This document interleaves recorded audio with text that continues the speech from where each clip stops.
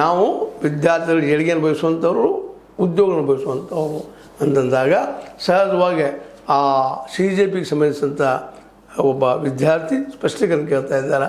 ಅಲ್ಲ, ಮತ್ತು ನೀವು ನಮ್ಮ ರಾಷ್ಟ್ರ ವಿರೋಧಿಗಳು ಮತ್ತೇನೊಂದು ಕರಿತಾ ಇದ್ದಾರೆ, ಇವರೆಲ್ಲ BJPಗರು ನಾವು ರಾಷ್ಟ್ರ ವಿರೋಧಿಗಳ ಅಂತಂದಾಗ, ಅಲ್ಲ, ನೀವು ನಿಮ್ಮ ಬೇಡಿಕೆಯನ್ನು ಮುಂದಿಟ್ಟಿದ್ದೀರಿ, ನೀವು ರಾಷ್ಟ್ರ ವಿರೋಧಿಗಳಲ್ಲ ಅನ್ನುವಂಥ ಸ್ಪಷ್ಟೀಕರಣ ನೀಡಿ ಈ ಒಂದು ಏನಪ್ಪ ಅಂತಂದ್ರೆ ಹೋರಾಟಕ್ಕೆ, ಈ ಒಂದು ಏನಪ್ಪ ಅಂತಂದ್ರೆ ಬೆಂಬಲ ಸೂಚಿಸುವ ಈ ನಮ್ಮ ಈ ಒಂದು RSS ಸಹಜವಾಗಿ BJPಯಿಂದ ಈ ಒಂದು ವಿಷಯದಲ್ಲಿ ದೂರೀಕರಣ ಮಾಡಿಕೊಳ್ಳೋದು ನೋಡಿದಾಗ ಇದು ಒಂದು ಹೊಸ ಒಂದು ಹೆಜ್ಜೆ, ಜೊತೆಗೆ CJP ಇನ್ನಷ್ಟು ಜನರ ಸಮೀಪ, ಯುವಕರ ಸಮೀಪ ಹೋಗ್ತಾ ಇದೆ ಅನ್ನೋದು ಸಂಕೇತ ಅನ್ನೋ ಮಾತನ್ನು ಹೇಳ್ತಾ, ಏನೋ ಆಗಲಿ ಮೋಸ್ಟ್ಲಿ ಈ ಡೆವಲಪ್ಮೆಂಟ್ RSS ಮತ್ತು BJPಯಲ್ಲೇ ಹೊಸ ಒಂದು ಕಂಪನವನ್ನು ಉಂಟು ಮಾಡಿದ.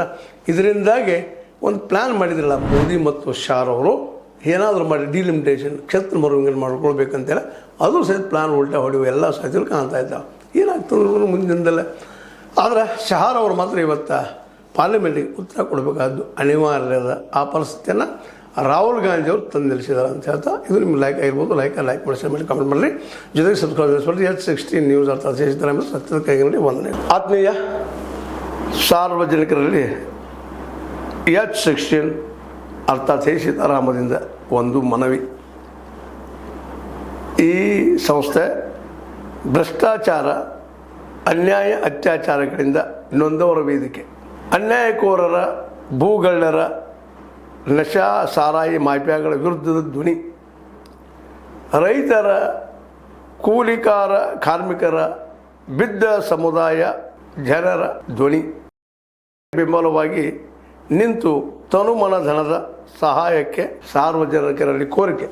ದಾನದ ಸಹಾಯ ನೀಡಿ ಸ್ವಾತಂತ್ರ್ಯ ಪತ್ರಿಕೋದ್ಯಮ ಉಳಿಸಿ ಬೆಳೆಸಿ. ವಂದನೆಗಳು.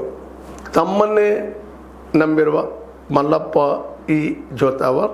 ಈ ಕೆಳಗಿನ QR ಸ್ಕ್ಯಾನ್ ಮಾಡಿ ಅಥವಾ ಈ ನಂಬರ್ ಅಂದರೆ 7411402405ಗೆ ಇಲ್ಲ 9686864852ಗೆ ನೀವು ಫೋನ್ಪೇ ಮಾಡಿ, ಪೇಟಿಎಮ್ ಮಾಡಿ ಅಥವಾ ಇನ್ನಾವುದೇ ಮಾಧ್ಯಮದಿಂದ ಗೂಗಲ್ ಮೂಲಕ ಸಹಾಯ ಮಾಡಿ ಈ ಪ್ರಾಮಾಣಿಕ ಪತ್ರಿಕೋದ್ಯಮವನ್ನು ಉಳಿಸಿ ಅಂತ ಮತ್ತೊಮ್ಮೆ ಮನವಿ.